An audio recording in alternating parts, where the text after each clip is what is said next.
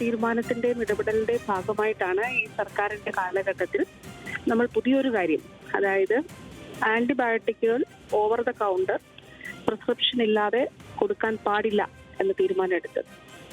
അത് വലിയൊരു ലക്ഷ്യത്തെ മുൻനിർത്തിയാണ്. ലോകാരോഗ്യ സംഘടന സൈലന്റ് പാൻഡമിക് എന്ന് വിശേഷിപ്പിക്കുന്ന ആന്റി മൈക്രോബിയൽ റെസിസ്റ്റൻസിനെതിരെ 2050 ആകുമ്പോഴേക്കും ലോകത്ത് ഏറ്റവും കൂടുതൽ മരണം ഉണ്ടാകുന്നത് AMR അല്ല, അഥവാ ആന്റി മൈക്രോബിയൽ റെസിസ്റ്റൻസ് മൂലമായിരിക്കും. അതായത് ലളിതമായ വാക്കുകളിൽ പറഞ്ഞാൽ ആന്റിബയോട്ടിക്കുകൾ ഉൾപ്പെടെയുള്ള മരുന്നുകളുടെ അമിതമായ, അനാവശ്യമായിട്ടുള്ള, അശാസ്ത്രീയമായുള്ള ഉപയോഗം മൂലം രോഗാണുക്കൾ അവയ്ക്ക് മീതെ നേടുന്ന ഒരു പ്രതിരോധമാണ്. അതിനെ അതിജീവിക്കും. ആ ഒരു അവസ്ഥയുമായി ബന്ധപ്പെട്ടുണ്ടാകുന്ന പ്രത്യാഘാതങ്ങൾ അത് വളരെ വളരെ ഗുരുതരമാണ്. അതിന്റെ അടിസ്ഥാനത്തിലാണ് നമ്മുടെ രാജ്യത്ത് തന്നെ ആദ്യമായിട്ട് ആന്റിബയോട്ടിക്കുകൾ പ്രിസ്ക്രിപ്ഷൻ ഇല്ലാതെ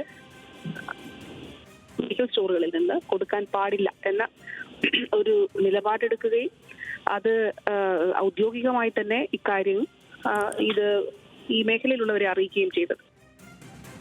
ഈ വിഷയത്തിലുള്ള ആരോഗ്യമന്ത്രി വീണ ജോർജിന്റെ പ്രതികരണമാണ് ഈ കേട്ടത്. ആന്റിബയോട്ടിക്കുകൾക്കൊപ്പം സൈക്കോട്രോപിക് മരുന്നുകളും യഥേഷ്ടം വിൽപ്പന നടത്തുന്നു എന്ന ന്യൂസ് മലയാളം വാർത്തയിൽ ഇടപെട്ടിരിക്കുകയാണ് ആരോഗ്യമന്ത്രി. ഡോക്ടറുടെ കുറിപ്പില്ലാതെ സൈക്കോട്രോപിക് ഡ്രഗുകൾ വിൽക്കുന്നതിൽ ശക്തമായ ഇടപെടൽ ഉണ്ടാകുമെന്നും പരിശോധിച്ച ശേഷം നടപടിയെടുക്കുമെന്നുമാണ് ആരോഗ്യമന്ത്രി ന്യൂസ് മലയാളത്തോട് പ്രതികരിച്ചത്.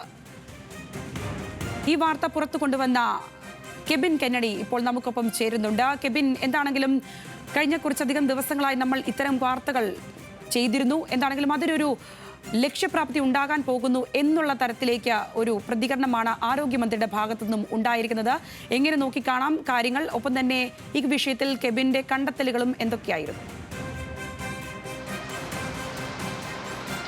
തീർച്ചയായിട്ടും സംഗീത, അതായത് തീർച്ചയായിട്ടും ശക്തമായ ഒരു ഇടപെടൽ തന്നെയാണ് ആരോഗ്യമന്ത്രി വീണ ജോർജിൻ്റെ ഭാഗത്തു നിന്നുണ്ടായത്. കൃത്യമായി പറഞ്ഞാൽ 2050 AMR ആൻറ്റി മൈക്രോബിയൽ റെസിസ്റ്റൻസ് എന്ന് പറയുന്നത് ഒരു മഹാമാരി എന്നാണ് ലോകാരോഗ്യ സംഘടന ഉൾപ്പെടെയുള്ളവർ വിശേഷിപ്പിച്ചിരുന്നത്. കൂടാതെ തന്നെ ആൻറ്റിബയോട്ടിക്കുകൾ കൂടാതെ തന്നെ സൈക്കോട്രോപിക് ഡ്രഗ്സുകൾ, H1H2 കാറ്റഗറിയിൽപ്പെട്ട സൈക്കോട്രോപിക് ഡ്രഗ്സുകൾ ഉൾപ്പെടെ ഡോക്ടറുടെ പ്രിസ്ക്രിപ്ഷൻ ഇല്ലാതെ യാതൊരു മാനദണ്ഡങ്ങളും പാലിക്കാതെയാണ് എറണാകുളം ജില്ലയിലെ മെഡിക്കൽ ഷോപ്പുകൾ വിറ്റുകൊണ്ടിരുന്നത്, അതായത് വിൽപ്പന നടത്തിക്കൊണ്ടിരുന്നത്.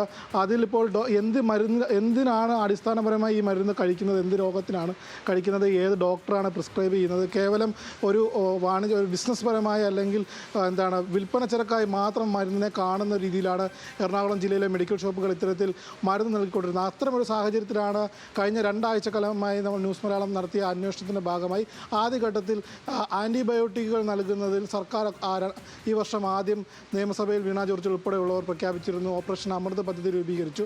അതിൻ്റെ ആദ്യഭാഗമായിട്ടുള്ള വീണ ജോർജ് നേരത്തെ നമ്മളോട് പ്രതികരിച്ച പോലെ തന്നെ ഏറ്റവും കൂടുതൽ മെഡിക്കൽ ഷോപ്പുകളുള്ളൊരു ജില്ലയാണ് എറണാകുളം ജില്ല. അതിൻ്റെ പൈലറ്റ് ഘടന തന്നെ രൂപീകരിച്ചത്, അതിൻ്റെ പരീക്ഷണാടിസ്ഥാനത്തിൽ പരിശോധനകൾ നടത്തിയത് തന്നെ ആദ്യഘട്ടത്തിൽ എറണാകുളം ജില്ലയാണ്. പിന്നെ എപ്പോഴൊക്കെയോ ആരോഗ്യവകുപ്പിന് അത് തുടരാൻ സാധിച്ചില്ല. അങ്ങനൊരു സാഹചര്യം വന്നപ്പോഴാണ് ഈ ഡ്രഗ്സ് ആൻഡ് കോസ്മെറ്റിക്സ് നിയമവും അതേപോലെ തന്നെ ആരോഗ്യവകുപ്പിൻ്റെ ഉത്തരവുകളും എല്ലാം തന്നെ കാറ്റിൽ പറത്തിക്കൊണ്ട് ഇത്തരത്തിൽ മെഡിക്കൽ ഷോപ്പുകൾ അവരുടെ ഇഷ്ടാനുസരണം മരുന്നുകൾ വിൽക്കാൻ തുടങ്ങിയത്. നിലവിൽ സംഗീത കേരളത്തിൽ ഒരു വർഷം 15,000 കോടി രൂപയുടെ മരുന്നാണ് വിൽക്കുന്നത്, മരുന്നിനത്തിൽ മാത്രം. അതിൽ 4,500 കോടി രൂപ എന്ന് പറയുന്നത് ആൻറ്റിബയോട്ടിക്കുകളാണ്. ആൻറ്റിബയോട്ടിക്കുകൾ ഉപയോഗിക്കുന്ന അമിതമായ ആൻറ്റിബയോട്ടിക്കുകൾ ഉപയോഗിക്കുന്നത് വഴി 2050 ആൻറ്റി മൈക്രോബിയൽ റെസിസ്റ്റൻസ് നഷ്ടപ്പെട്ട് ആൾക്കാരുടെ മരണം കൂടുന്നൊരു സാഹചര്യം ഉണ്ടാവും. അതേപോലെ തന്നെ സൈക്കോട്രോപിക് ഡ്രഗ്സ് കഴിക്കുന്നത് മാരകമായുള്ള ആസക്തിക്കും അതേപോലെ സമൂഹത്തിനും നമുക്കെല്ലാവർക്കും അറിയാവുന്നതുപോലെ നമ്മുടെ കുടുംബാംഗങ്ങൾക്ക് ഉൾപ്പെടെയുള്ളവർ, അതായത് ലഹരിയായിട്ട് പോലും ഉപയോഗിക്കുന്ന ഒരു ജനതയാണ് ഇപ്പോൾ കണ്ടുവരുന്നത്. അത്തരമൊരു സാഹചര്യത്തിലാണ് ഈ അന്വേഷണവുമായി മുന്നോട്ട് പോകാൻ പ്രേരിപ്പിച്ചത്. ഇപ്പോൾ ആരോഗ്യമന്ത്രിയുടെ ഭാഗത്തുനിന്ന് കൃത്യമായി ഒരു ഇടപെടൽ ഉണ്ടായിരിക്കുന്നു, അതിലൊരു പ്രതികരണം ഉണ്ടായിരിക്കുന്നു. കൃത്യമായി പരിശോധിച്ചതിന്, അതായത് ദൃശ്യങ്ങൾ ഉൾപ്പെടെ പരിശോധനയ്ക്ക് ശേഷം ഒരു നടപടി സ്വീകരിക്കും. ആൻറ്റിബയോട്ടിക്കുകൾ ദുരുപയോഗം ചെയ്യുന്നതിനെതിരെ കൃത്യമായിട്ടുള്ള പോർട്ടലുകൾ സജ്ജീകരിച്ചിരുന്നു. ആദ്യഘട്ടത്തിൽ അമൃത് എന്ന പദ്ധതി കൃത്യമായി നടന്നില്ല എങ്കിൽ രണ്ടാം ഘട്ടത്തിൽ ഈ സൈക്കോട്രോപിക് ഡ്രഗ്സുമായി ബന്ധപ്പെട്ട് വരുമ്പോൾ ആരോഗ്യ വിഭാഗത്തിൻ്റെ കീഴിലുള്ള, അതായത് ഡ്രഗ്സ് കൺട്രോൾ ബ്യൂറോയുടെ പരിശോധനകളെല്ലാം തന്നെ നിർജ്ജീവമാണ് ജില്ലകളിൽ എന്നുള്ള കണ്ടെത്തലാണ് നമുക്ക് കാണാൻ സാധിച്ചത്. സംഗീത. തീർച്ചയായും കെബിൻ, എന്താണെങ്കിലും ആരോഗ്യമന്ത്രി ഇക്കാര്യത്തിൽ ഈ വിഷയത്തിൽ ഇടപെടുകയാണ്. ആന്റിബയോട്ടിക്കുകൾക്കൊപ്പം സൈക്കോട്രോപിക് മരുന്നുകളും യഥേഷ്ടം വിൽപ്പന നടത്തുന്നുവെന്ന ന്യൂസ് മലയാളം വാർത്തയിലാണ് ആരോഗ്യമന്ത്രി ഇപ്പോൾ ഇടപെടുന്നത്. അക്കാര്യത്തിലാണ് ആരോഗ്യമന്ത്രി ന്യൂസ് മലയാളത്തോട് തന്നെ പ്രതികരിച്ചിരിക്കുന്നത്. കെബിൻ കെന്നഡിയാണ് ഇത് സംബന്ധിച്ച വിവരങ്ങൾ പങ്കുവച്ചത്.